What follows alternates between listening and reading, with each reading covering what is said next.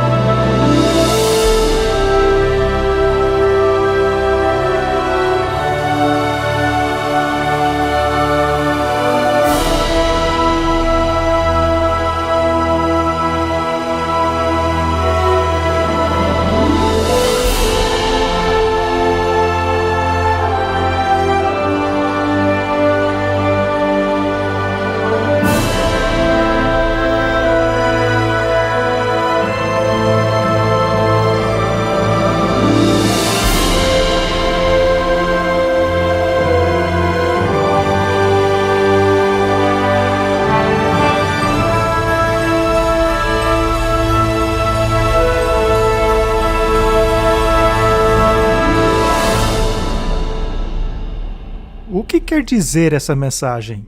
A hora do seu juízo chegou. Vivemos em um tempo tumultuoso nessa terra. Guerras, rumores de guerras, desastres naturais, protestos, ódio. Seria esta a mensagem relevante para nós hoje? Como ela se encaixa em nossa presente situação? Falemos sobre isso.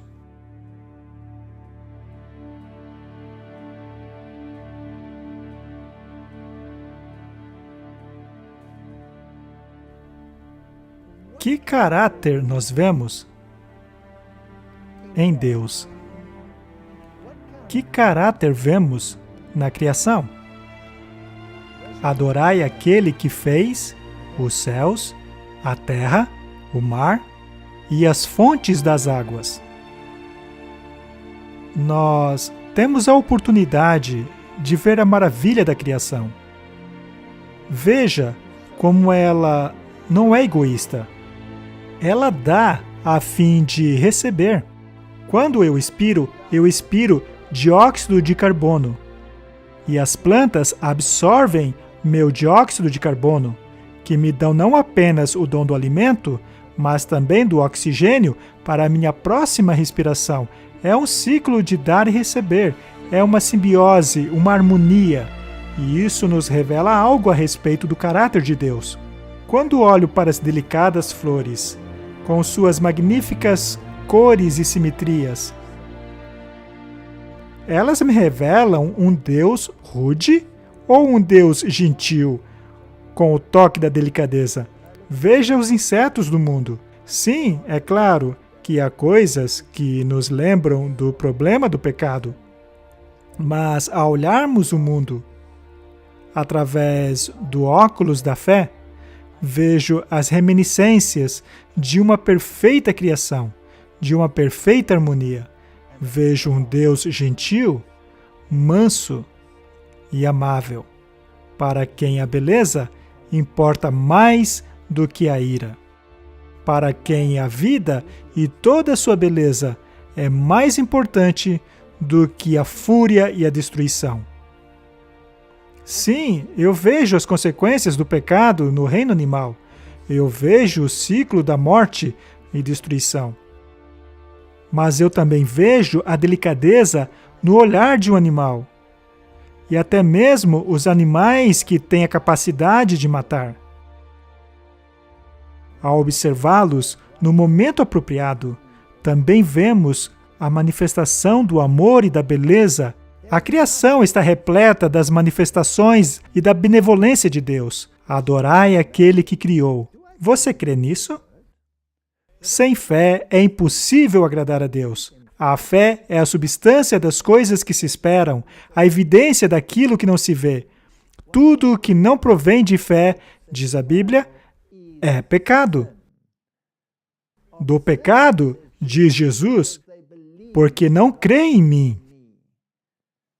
Assim como Adão e Eva não acreditaram naquilo que Deus disse a eles e escolheram crer nas mentiras da serpente, o teste final será novamente uma questão de fé. Crês tu nisto?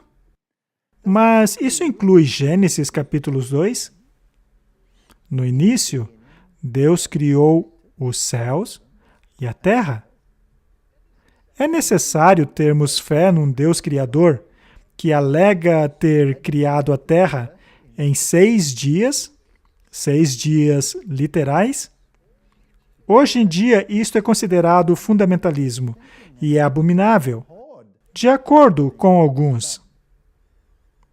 Mas as evidências falam por si mesmas.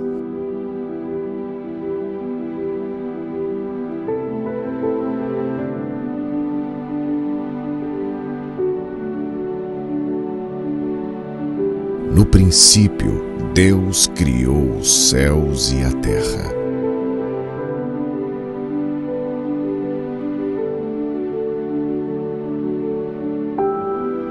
E disse Deus: haja luz.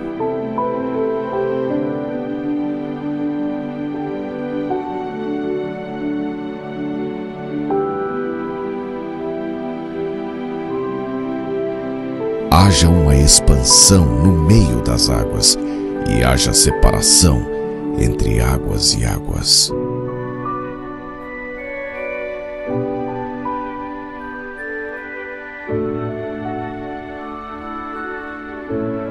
E disse Deus: produza a terra vegetação.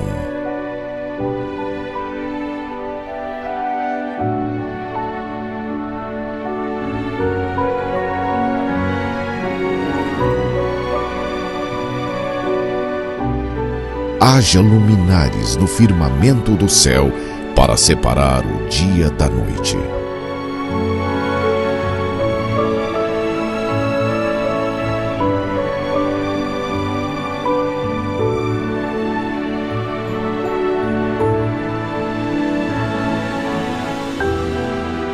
E disse Deus: encham-se as águas de seres vivos.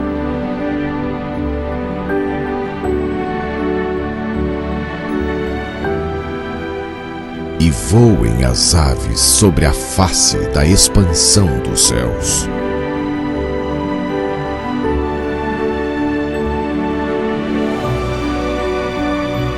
E disse Deus: produza a terra seres vivos de acordo com as suas espécies.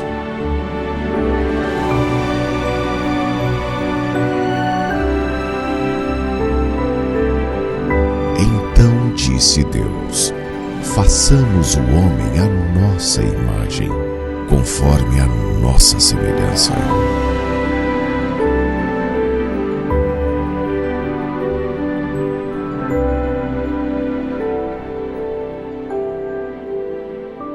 Veja a complexidade da vida.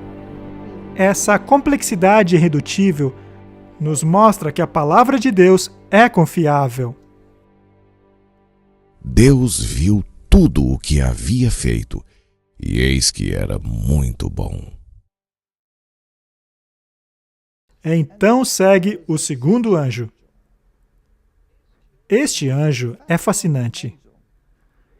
E outro anjo seguiu dizendo: caiu, caiu a Babilônia, aquela grande cidade que todas as nações deu a beber do vinho da ira de sua prostituição. Quem é Babilônia? Por que a Babilônia caiu? É claro que a Babilônia já caiu há muito tempo, pois a Babilônia literal já caiu e não existe mais. A Bíblia nos diz que ela jamais se levantaria novamente. Porém, aqui, no livro de Apocalipse, lemos sobre uma outra Babilônia. Essa outra Babilônia se encontra num estado caído, mas a Babilônia já está caída. Haveria, então, alguma comparação feita na Bíblia? Algum texto paralelo? A resposta é sim, pois a Bíblia é um livro completo. Ao irmos para Apocalipse, capítulos 17, vemos mais uma vez uma mulher. E lemos o seguinte no verso 3 do capítulo 17. Aqui o apóstolo João é tomado em visão e diz: E levou-me em espírito a um deserto, e vi uma mulher, ou seja, uma igreja, assentada sobre uma besta de cor vermelha.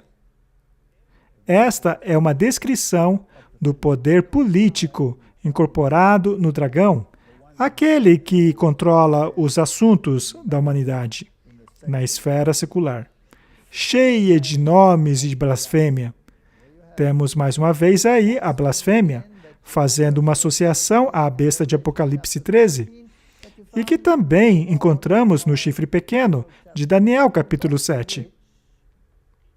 E todos foram descritos pelos reformadores como o poder do anticristo. E aqui temos o elemento da igreja. Ela monta, ela controla os sistemas políticos, ou seja, a besta, tendo 7 cabeças e 10 chifres. Ou seja, temos aí um conglomerado encontrado em Apocalipse 13, sobre o qual já falamos aqui. E a mulher estava vestida de púrpura e vermelho. Não são justamente essas as cores que vestem a igreja de Roma? Não são estas as cores dos cardeais e dos sistemas papal, da hierarquia e do magistério da igreja? Adornada de ouro e pedras preciosas e pérolas. Não é isso que vemos nos ídolos das igrejas? Veja a igreja onde o pequeno bambino é exibido, que não é ninguém além de Tamuz nas eras babilônicas. Veja o ouro e as joias que o envolve. Elas são tão valiosas que nossas riquezas terrenas tornam-se insignificantes quando comparadas a ela. E tinha em sua mão o cálice de ouro. Você não acha curioso que há apenas uma igreja no mundo que utiliza o símbolo de uma mulher com o cálice dourado na mão e que é justamente Roma? Ao caminhar através do portal do Vaticano e nos voltarmos para a direita, no portão lateral, vemos lá a imagem da mulher com o cálice na mão. Lá, ela é feita de mármore. Mas ao entrarmos na igreja dos jesuítas, ali, no lado esquerdo, vemos a estátua magnífica dessa mulher segurando um cálice dourado na mão, o que não deixa dúvidas. E também temos a imagem da mulher com os reis da terra, adorando a seus pés, mas ela esmaga o protestantismo. E antes do Concílio Ecumênico do Vaticano II, essas estátuas possuíam nomes, dizendo claramente que aquele era Martinho Lutero e João Calvino sendo esmagado pelo poder romano. A mulher com um cálice dourado na mão, cheio da imundícia de sua prostituição, de sua apostasia perante Deus. Os meios de salvação dela colocam de lado o Filho de Deus. Esta mulher, cheia de abominações e imundícias de sua prostituição, ou seja, as falsas doutrinas da salvação disseminadas por ela, fazendo com que os habitantes da terra bebam do falso evangelho. Acabam se tornando um com ela. E a mulher tem escrito em sua testa: mistério, Babilônia a Grande, a mãe das prostitutas e das abominações da terra. Que profecia fantástica! Os reformadores identificaram imediatamente o sistema descrito aqui como sendo a Igreja de Roma. Quando a Bíblia de Lutero foi impressa, ali no livro de Apocalipse, havia um desenho desta mulher montada na besta e os reis do mundo adorando aos seus pés, identificada por ele como o sistema papal. E a prostituta Babilônia é a mãe das prostitutas. Não é fascinante que Roma, debaixo do Papa anterior, que aliás ainda está vivo, o Papa Bento, quando ainda era o cardeal Ratzinger, emitiu uma diretriz ordenando que as demais igrejas não fossem chamadas de irmãs, pois elas são, na verdade, filhas. Não sofrerei perda de filhos. Quando os documentos de unidade são assinados, não estão as crianças retornando à sua mãe?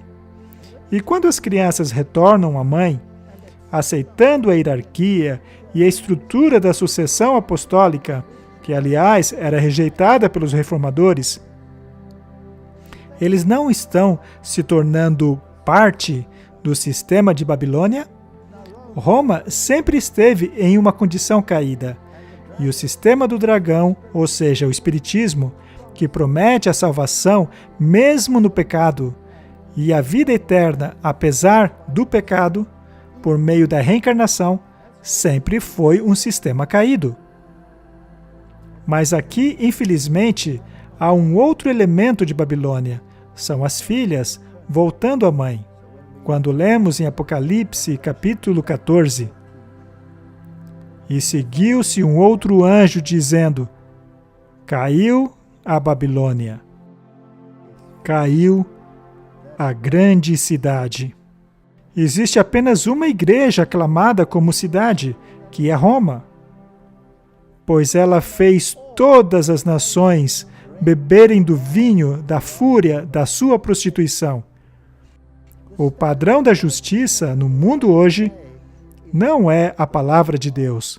O padrão da justiça do mundo hoje são os direitos humanos. E os direitos humanos vieram da caneta, do sistema papal.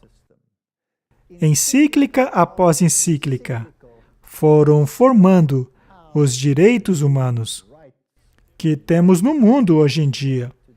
E estes direitos humanos negam a palavra de Deus, não importa o quão bom ele soe, pois, ao lermos os mandamentos, veja, pegue qualquer um deles, honra teu pai e tua mãe, para que tudo vá bem com você. Hoje, o direito da criança suplantou os direitos dos pais, mas a Bíblia coloca o direito dos pais acima do direito das crianças. Não matarás. Hoje, é seu direito abortar, e é considerado justo forçar indivíduos a praticar o aborto. Não matarás. E podemos ir adiante. Não cobiçarás. Não roubarás. Roma prega que é o seu direito depender o seu sustento dos bens dos outros. Tomás de Aquino disse que não é pecado quando o pobre toma do rico para satisfazer a sua necessidade. Todas essas questões estão incorporadas nos direitos humanos, mas que são contrárias às leis de Deus. As nações beberam deste vinho, adotando um sistema de moralidade que não é baseado na palavra de Deus, mas baseado na filosofia grega, a filosofia da lei natural de Roma. E, ao assinarem este acordo, o protestantismo se identificou com este sistema, adotando assim um plano de salvação contrário da Bíblia. Ela caiu. Ela caiu. E antes de lermos a mensagem do terceiro anjo, esta mensagem irá eventualmente culminar em um alto clamor, sendo repetida com grande poder no fim dos tempos, quando essas coisas vierem a acontecer. Vamos agora a Apocalipse 18 para constatarmos isso, já que esta mensagem é repetida ali. E ele bradou com uma grande voz. É um alto clamor. Então, esta mensagem da queda de Babilônia vai crescer cada vez mais ao nos aproximarmos do fim. Caiu a grande Babilônia. E então veio uma triste declaração.